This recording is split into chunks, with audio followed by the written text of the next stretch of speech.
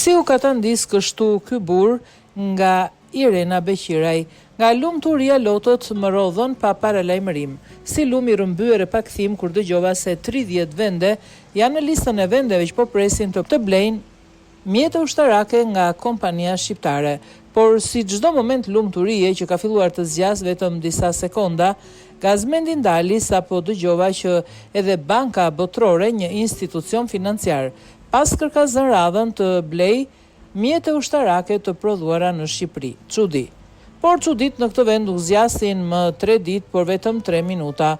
Sapo lexova një artikull të Klod Tomorit që shpjegon se për 5 muaj kompania ka patur një fond bruto pagash prej 5.8 milion lekësh, ose rreth 61.000 euro. Pra, mrekullia e prodhimit mjete ushtarake ka mesatarisht 14 punonjës që marrin një pagë bruto prej rreth 860 eurosh.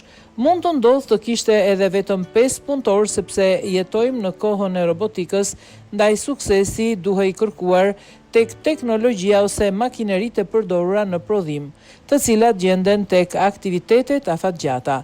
Në bilanc në fund të vitit 2025, aktivitetet afatgjata të qëndrueshme të kompanisë rezultonin 146.000 lekë ose 1.500 euro.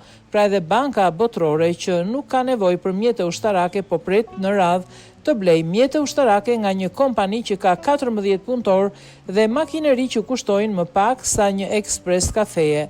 Asko, fillova prap të qaj, por këtë herë jo nga lumturia, por nga keqardhja se si u ka ta ndis kështu ky burr.